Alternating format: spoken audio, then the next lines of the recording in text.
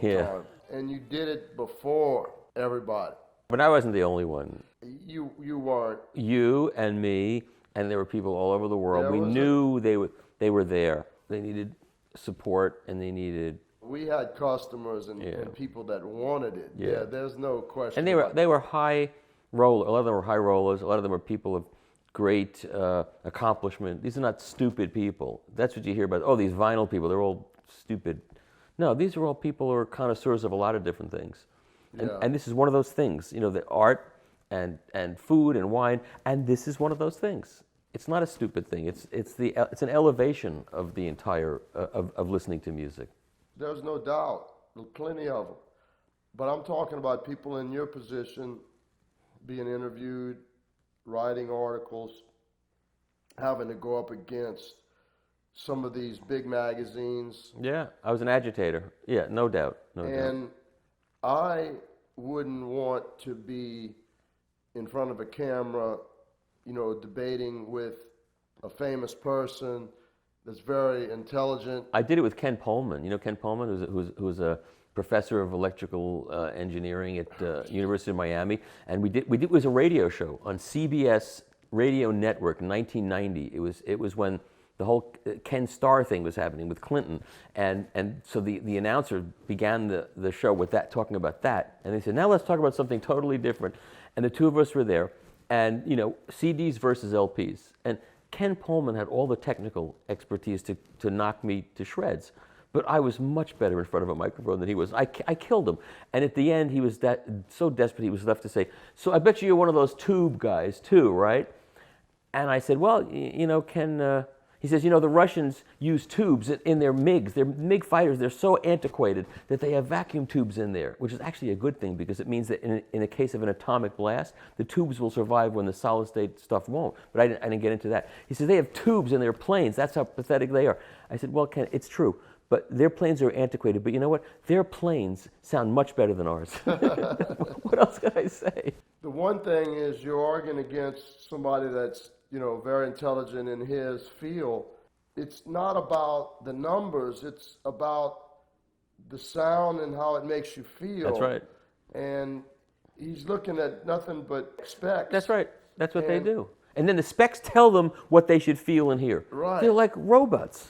Right. And then the other thing is, you know, some of those engineers, they may be very smart, but they're not going to be a good businessman or a good salesman or a good speaker. It proves a lot what you're talking about. It's being passionate about something. Yeah, I mean, it's passion driven by what you believe and what you hear and what you think. And to when we both watched records sort of going away, it was like, what?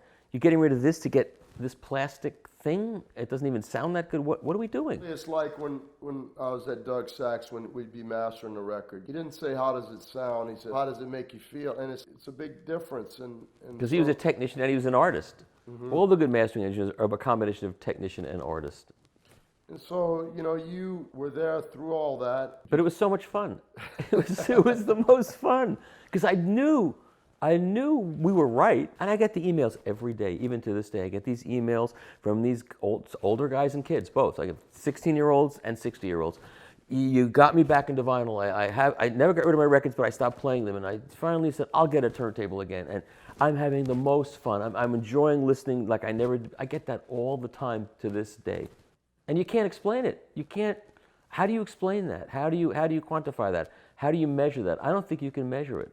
You know, anybody that wants to argue, it's like, leave us alone. Exactly. We're enjoying it. Right, Why, exactly. if you don't want to do it or you think it's foolish, that's fine. Don't do it. Why are you even on this site reading this I know. We know why that is. Because they're not enjoying themselves as much as if they were really enjoying their digital, whatever it is, however they want to, they wouldn't care what we're doing. But something about it bothers them. Oh, and part of what bothers them must be the fact that they're seeing that we are really enjoying this and they're not enjoying themselves that much. That's what I think it is. And you know, a lot of those people that do the comments and they're criticizing that, oh, you're one of those vinyl guys.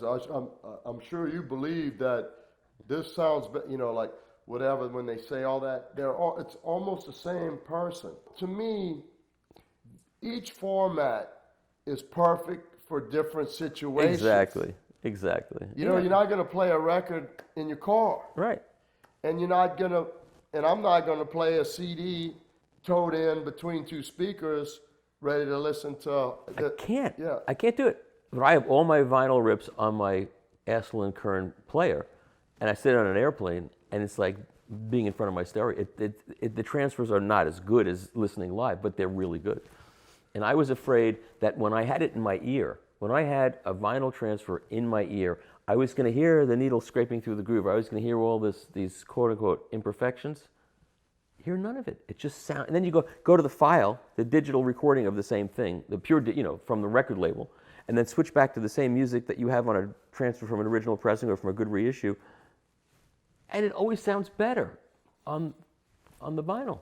Spotify, even that's MP3, if you're just wanting to check out a song or see something real quick, these things all work together, and the biggest vinyl lover can use these other things, and you got to love them for what they do. Yeah. But to me, the side of an album, don't you agree, is the perfect length of time? 15, 20 minutes? Our attention spans aren't an hour, I don't think. You know, a CD's too long. I think that half a side of an album, you put it on, you dedicate that time, you get, your coffee, your water, whatever, and you listen, and then you get up, stretch, you either change an album or play the other side. And you can dedicate your mind to that and let yourself, and what I say is this albums draw you in, right? That's right. And the CDs push you out. They do. And it's subconsciously too. Your brain says, find something else to do. Read a book, doodle, do something. Clean. That's what happens. You sit there, you go, okay, I'm listening to the CD. And you go, after about 5 minutes, it's like, even when it sounds, you go, oh, this is a good sounding digital, it's good now. And then in 5 minutes, you're like, but with a record, and then when it's over, you're like, oh, where was I? I was in this place. I was taken to this place. And then after like 2 hours of that, you're like a different, your molecular structure has changed. You're like a different person. And that's the brilliance of it, for whatever makes that happen. You're going to allow yourself that time. That's like some personal Special time, that's right. Yeah. This is a saying I have. The less I listen, the more I enjoy it when I do. Yes. I don't do like the earbuds, like when you're on the I'm never on the subway, if I was. To me, that's the time you listen to people talk and the noises, and you see everybody walking around, the young kids, and they're like this, and it's like, man, they're not going to hear they're going to get run over. I mean, who knows what. They're going to go deaf from too loud, too. That's a big, big problem. I've learned a lot about it. And I've learned a lot about it. That the concerts are just too loud. Too loud, yeah. The sound systems have gotten too good. All too loud, and people, there's no smoke in here, and there's, you can't do this and that, and the government tries to help people from hurting themselves, but they don't educate the people on sound. They try, though. If you go to the ocean, they do try, and there are regulations for how loud things can be in factories, and there are regulations for, they try to get people to wear headphones on, I, like when I'm walking around my neighborhood and there are guys blowing the lawns off. Oh, those things are the worst. And they don't have, and I go over to them, make them stop. I said, you're going to go deaf, man. You get yourself some earphones. You're going to go, you want to be deaf in 20 years? You're going to be deaf. I'm telling you. I have to say it in Spanish now usually, but I do it. Well, I'm telling you, they don't realize. No. I went to that desert trip. They had McCartney and The Who. Did you hear about that? Mm. Like about a year ago, they had this big concert. I didn't know. And you went? Yeah. Wow. It was in, they had Dylan and Neil Young, Stones, McCartney, Roger Waters, and The Who.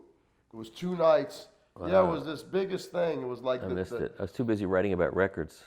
Well, so we went out there, and they have women with their children sitting under the speaker. Yeah, I know, it's crazy. But they don't know. But you can't, listen, you got to watch telling them, too. If you said, hey, listen, ma'am, I just want to tell you. A lot of people will be like, mind your own business, pal. I was at my nephew's kid's bar mitzvah, and the music was rap. That's what they were. And I took my SPL meter out of my phone. It was like 120 dB. And I said to my nephew's wife, I said, listen, this is your kids are going to be deaf. You've got to tell them to turn it down. She goes, this is not for you. This is not for old people. This is for the kids. I said, you're ruining their futures. Don't you? And she wouldn't listen. And yeah, no doubt, she's ruining their futures by letting them listen to that at that volume. Clips has a party. They invite the best dealers, the hi-fi, audiophile. Let's have a party at the Hard Rock Cafe in Vegas. Invite our best dealers. We're going to have Leonard Skinner perform in this small club. Wow. Great, right? Excited, one of my favorite bands. This is going to be great. But think about it for a moment. They're used to playing for 100,000 people. Yeah. They're not used to playing in a small. Then it's like the speaker audiophile. Let's invite all our best dealers and ruin their hearing. Right. They should have handed out earplugs at the very least. Yeah, I know. I mean, I had to learn the hard way. Yeah, that's another story entirely.